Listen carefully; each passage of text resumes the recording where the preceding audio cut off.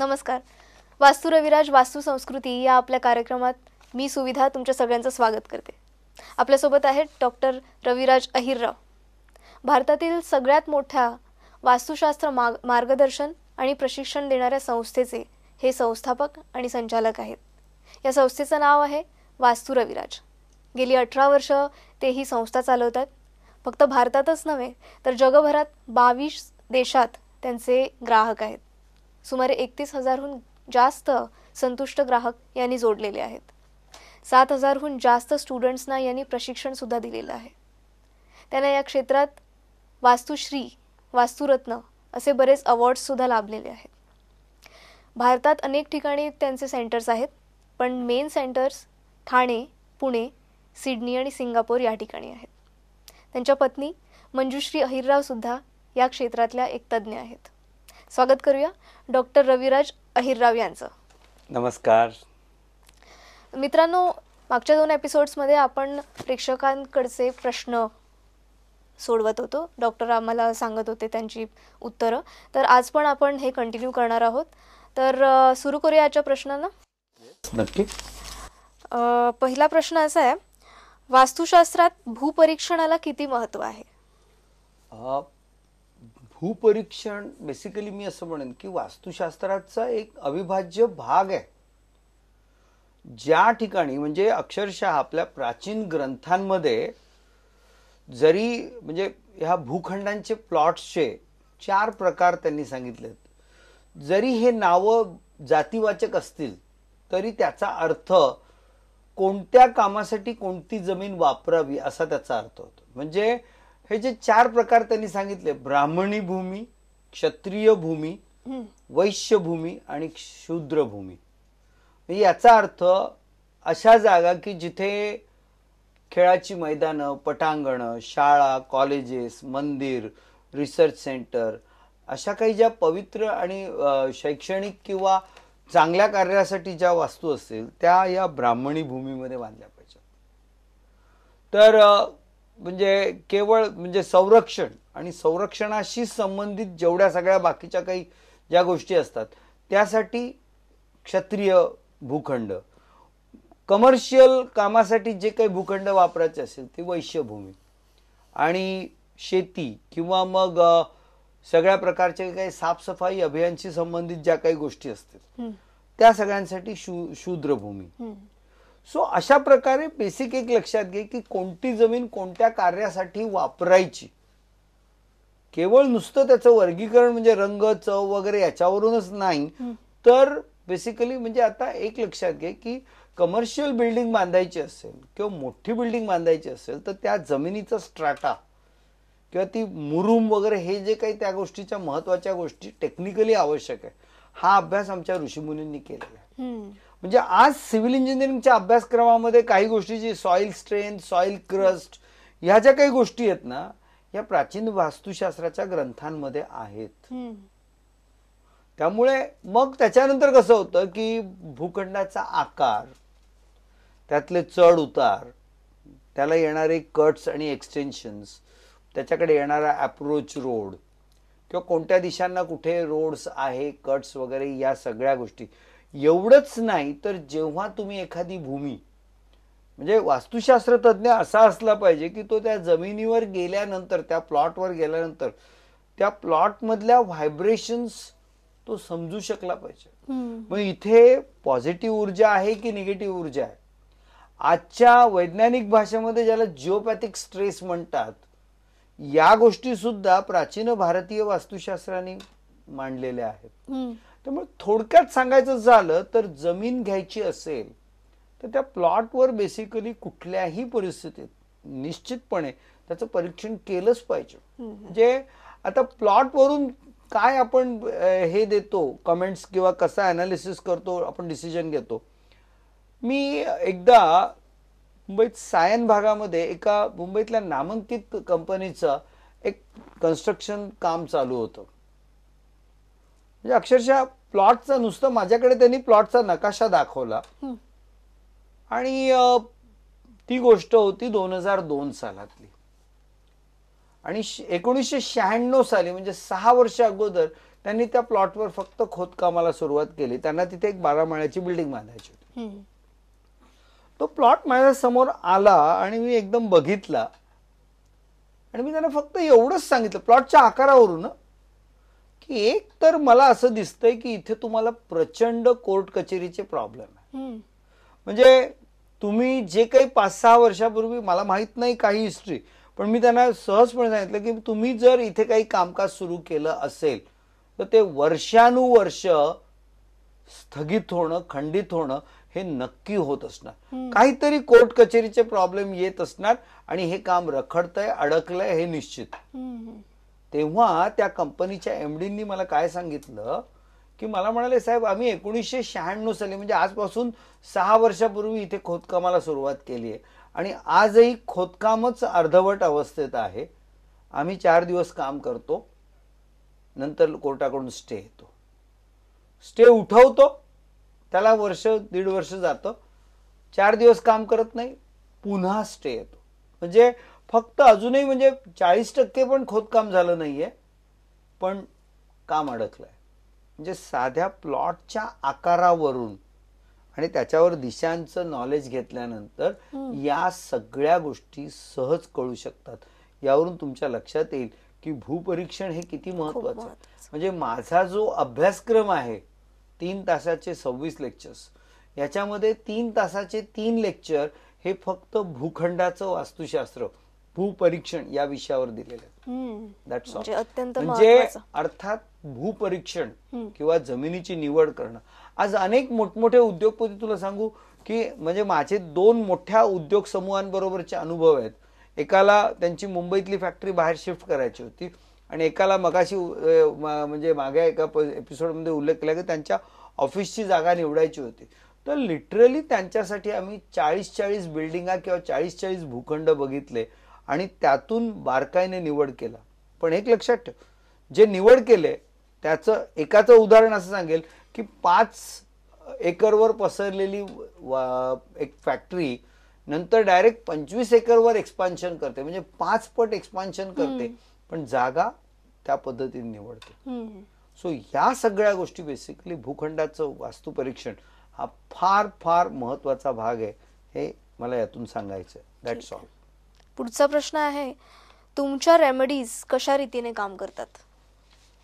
Okay, अतिशय महत्वाचा, म्हणजे किंबहुना मी असं म्हणेन की आपल्या प्रेक्षकांना मला हेच गोष्ट सांगायला नक्कीच आवडणार आहे. याचं कारण एक तर पहिली गोष्ट, वास्तू रविराज द्वारा ज्या रेमेडीज सुचवल्या जातात त्याला मी असं म्हणेन की त्या सर्वसमावेशक आहेत.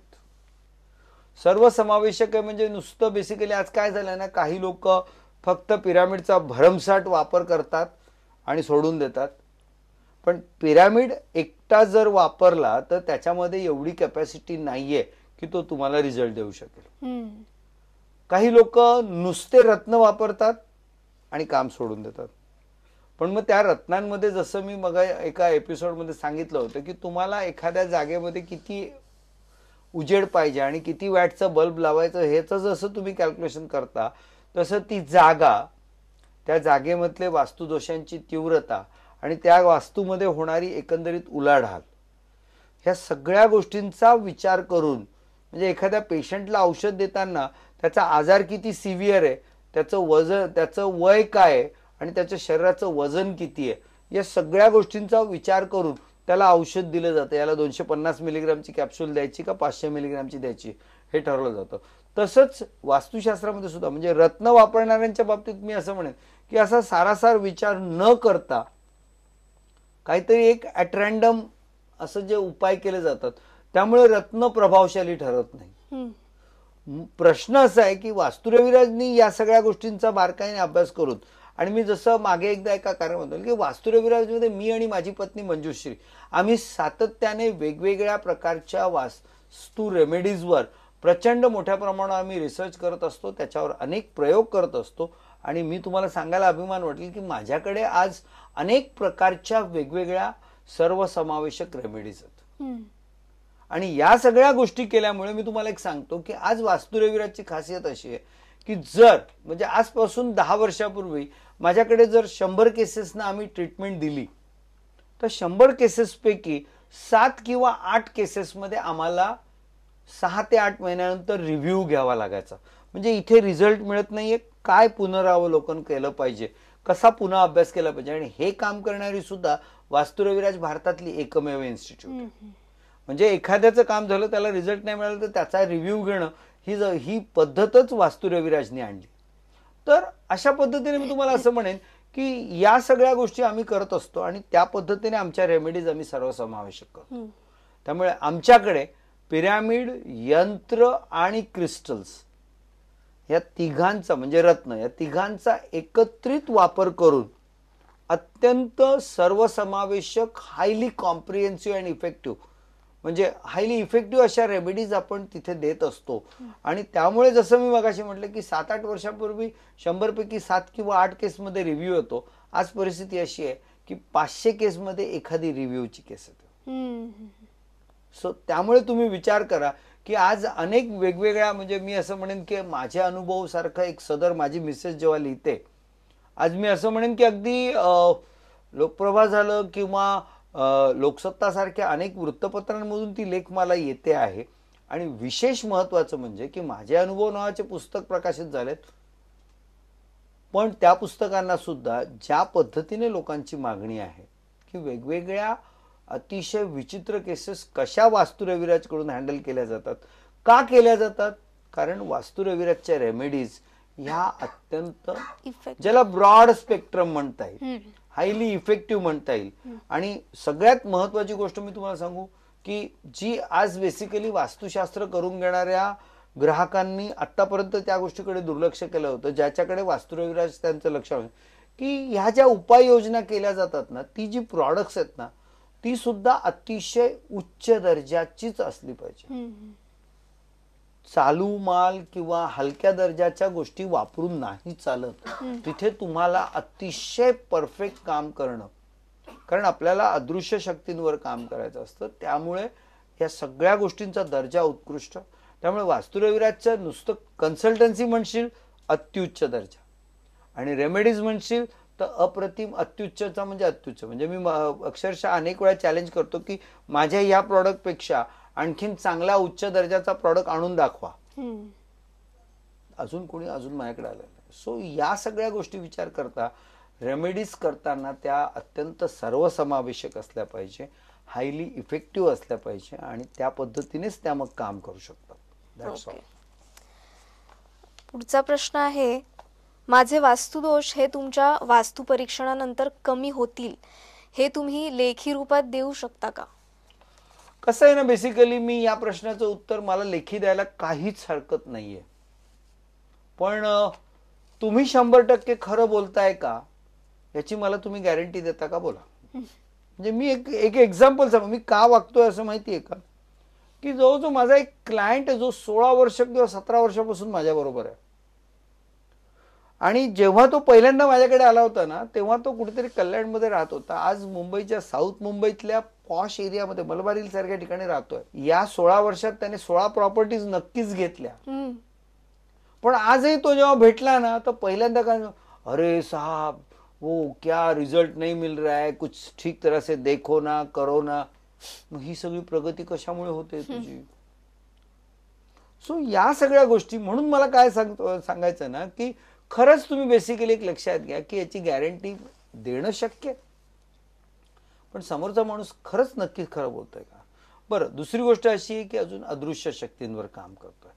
तिसरी गोष्ट अशी आहे की जसं वेगवेगळ्या विज्ञान शाखांमध्ये कुठल्याही प्रोडक्टची क्वालिटी, त्याचा एफिकसी वगैरे हे मोजण्याची एक निश्चितपणे यंत्रणा आहे, यंत्र आहेत. अजून वास्तुशास्त्रामध्ये ते झालेलं नाहीये, पण तो दिवस दूर नाहीये की अशा प्रकारचं करता येणार नाही. पण या ठिकाणी मी एक खात्री नक्की देतो की जोपर्यंत तुम्हाला रिझल्ट मिळत नाही तोपर्यंत वास्तू रविराज ऑलवेज तुमच्या केसचा अनेक वेळा पुनरावलोकन करण्याचा, आणि ते पण निश्चितपणे मी असं म्हणेन की अगदी विदाऊट एनी चार्ज ती द्यायला तयार असते, आणि ते आम्ही देतोय 100%. म्हणजे रिझल्ट मिळेपर्यंत आम्ही तुमच्या सोबत आहोत, एवढं नक्की. निश्चित. रेमेडीज न लावता माझ्या घरातील वास्तुदोष निघून जातील का? कारण माझा त्यावर विश्वास नाही.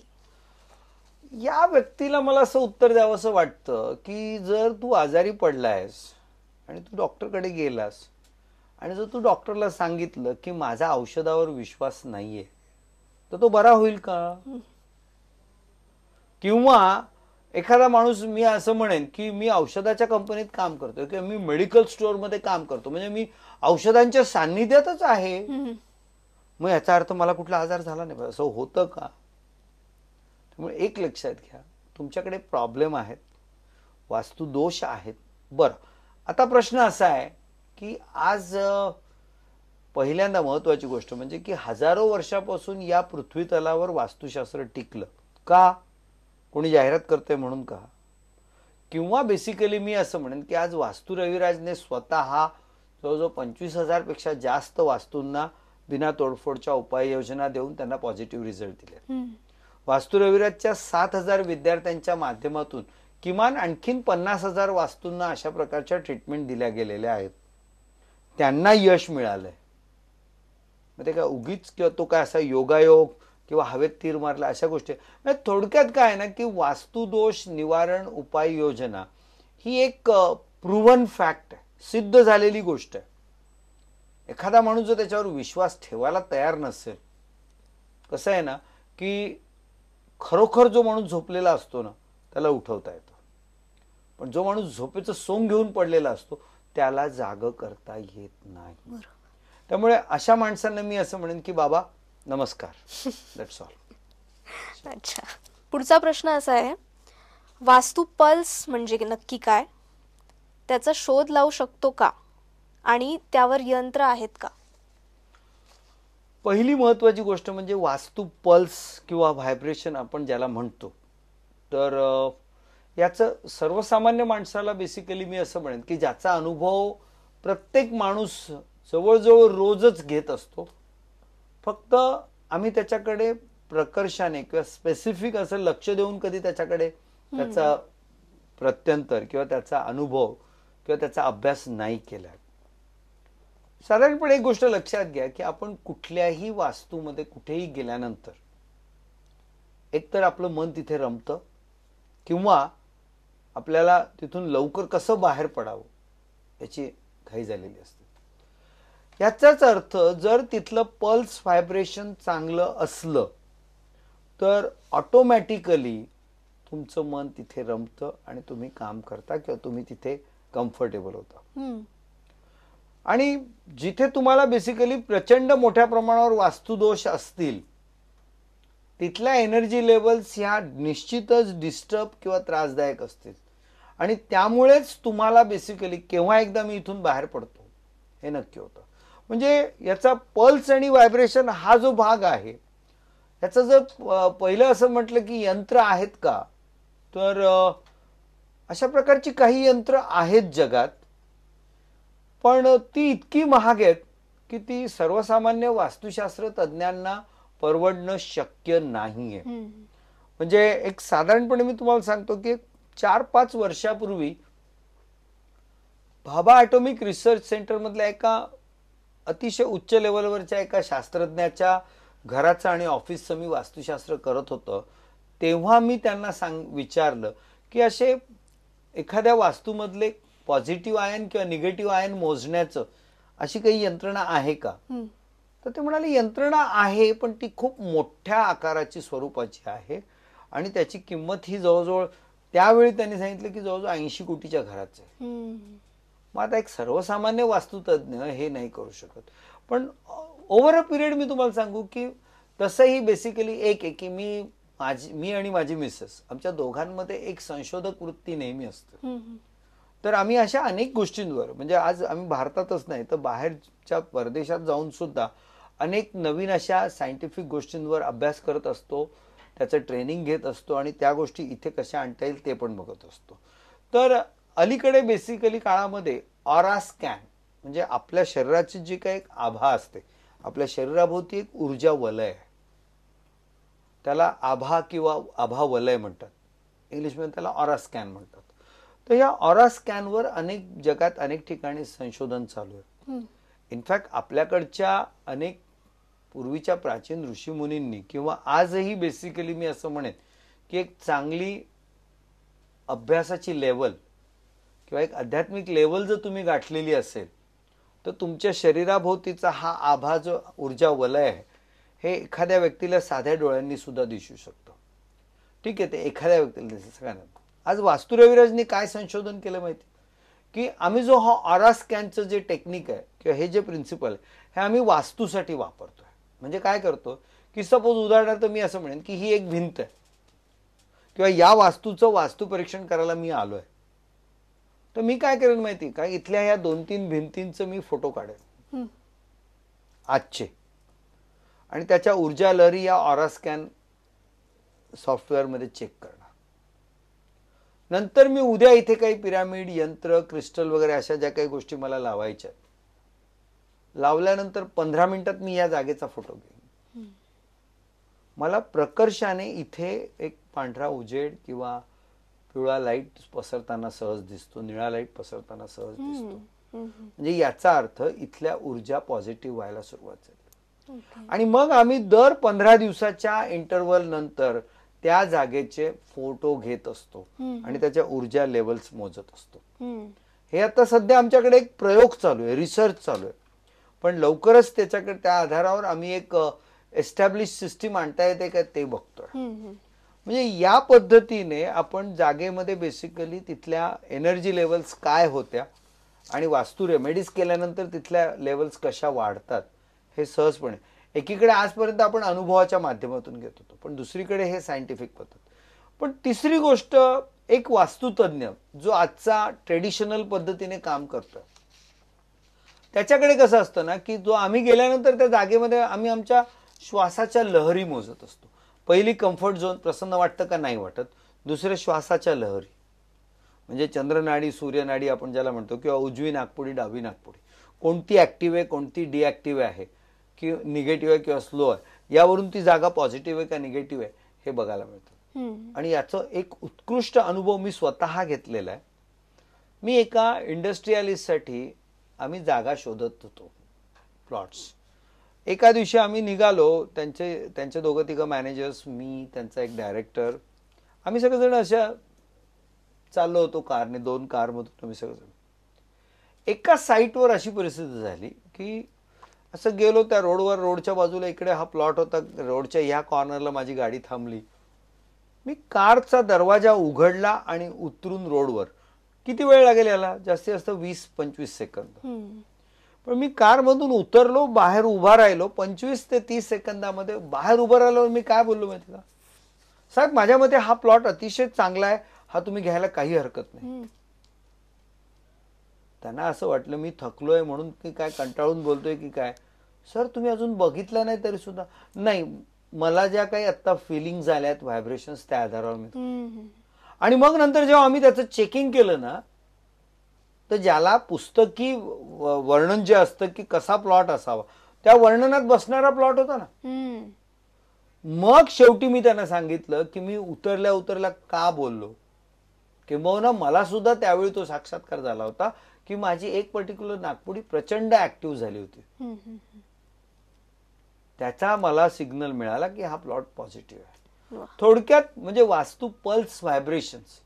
पण याही पुढे जाऊन मी तुला सांगू की अशी एक मी आणि माझ्या मिसेस मध्ये एक अशी पण आम्ही एक गोष्ट अशी डेव्हलप झाली की एखादा माझाच वास्तुतज्ञ, आज ते लोक म्हणजे आज माझ्याकडे 20 वास्तुतज्ञ आणि प्रत्येक जण रोज दिवसाला 1 ते 2 वास्तू व्हिजिट करत असतो. तर मी असं म्हणेन की तो वास्तुतज्ञ येऊन जेव्हा नकाशा घेऊन येतो ना, नुसता त्याने ड्रॉ केलेला, किंवा एखादा माणूस आपसुक अशी एखादी कॉम्प्युटरची प्रिंटआउट काढून सुद्धा नकाशाची घेऊन येतो ना, तर त्या नकाशाला सुद्धा बघून मी सांगू शकतो की या वास्तूमधल्या लहरी पॉझिटिव्ह आहे का निगेटिव्ह.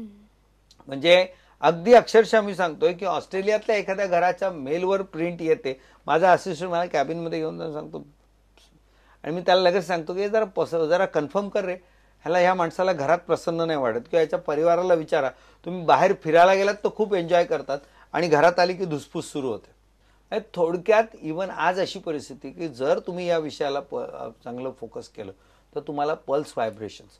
पण या सगळ्या पल्स आणि व्हायब्रेशन्स, पिरॅमिड, यंत्र, क्रिस्टल या सगळ्यांच्या माध्यमातून अतिशय चांगल्या सुधरवता येतात. अच्छा. आणि मग त्याच्यावरून मगाशी म्हटलं ना की रेमेडीज केल्यानंतर दर 15 दिवसांनी ते सगळं शक्य होतं. ओके. सो पल्स व्हायब्रेशन्स म्हणजे जस्ट लाईक डॉक्टर नाडी तपासतो त्याचाच सारखा प्रकार आहे आणि त्याच्यावरून वास्तूचं लेवल विश्लेषण. कळते. अच्छा. That's all. पुढचा प्रश्न आहे, माझ्या घरातील सर्व दिशा चुकीच्या आहेत तरीही मी सुखी आहे असं का? मला असं वाटतं की हा प्रश्न जर तू मला आता कार्यक्रमाच्या सारांश मध्ये जर विचारला असता तर मी नक्कीच म्हणजे सारांशच्या अनुषंगानेच त्याचं उत्तर दिलं असतं. पण एनिवे आपण असंच म्हणूया की एक तर पहिली गोष्ट, परीक्षेमध्ये म्हणजे 10वीला 12वीला ग्रॅज्युएशनला जी मुलं जेमतेम 35 ते 40% पास होतात ना, त्यांचा आनंद खूप वेगळा असतो बरं का. मी पास झालो, किती टक्के मिळाले, म्हणजे हा माणूस जो म्हणतोय मी सुखी आहे, तर मी असं म्हणेन की बाबा रे, तुझी जेवढी लायकी तुला जेवढं मिळायला पाहिजे ना त्याच्यापेक्षा खूप कमी मिळतंय आणि तू अल्पसंतुष्ट माणूस आहेस. माझ्या वास्तुशास्त्राच्या कामकाजाच्या आधारावर मी असं म्हणेन की जर एखादा मुलगा जो 35-40% पास होतोय त्याला निश्चितपणे त्याला पास होण्याची खात्रीच नसते, त्यामुळे तो जेमतेम पास झाला ना त्याला वाटतं वा माझा आकाशाला हात पोहोचला. आता यात जर 40% मार्क मिळणाऱ्या मुलाला किंवा विद्यार्थ्याला आपण एखादी चांगली ट्युशन लावली तर हाच मुलगा 60% पर्यंत पोहोचतो. आणि ज्या मुलाला 60-70% मिळतात त्याला चांगली ट्युशन लावली किंवा जर त्याचा व्यवस्थित त्याच्या शिक्षकांनी व्यवस्थित चांगला अभ्यास करून घेतला तर तो मुलगा 80-90% जातो. आणि 90% मिळणाऱ्या मुलाला चांगलं फाईन कोचिंग मिळालं तर तो 95 ते 97% जातो. वास्तुशास्त्र नेमकं हेच काम करतं. तुम्ही जर ॲव्हरेज असाल तर तुम्हाला अबव ॲव्हरेजला घेऊन जाईल, तुम्ही अबव ॲव्हरेज असाल तर तुम्हाला एक्सलंटला घेऊन जाईल. त्यामुळे हा माणूस मी आता असं म्हणेन की मला जे मिळालंय त्याच्यात मी सुखी आहे.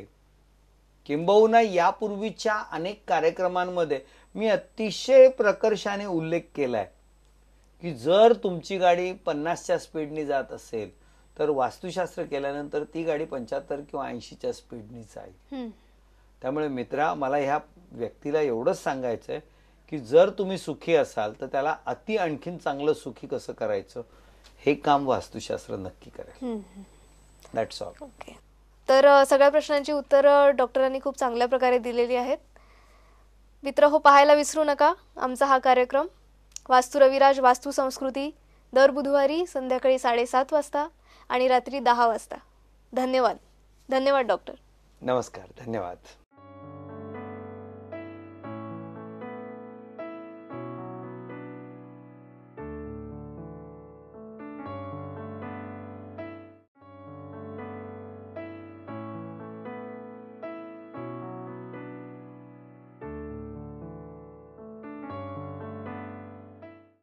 Thank you.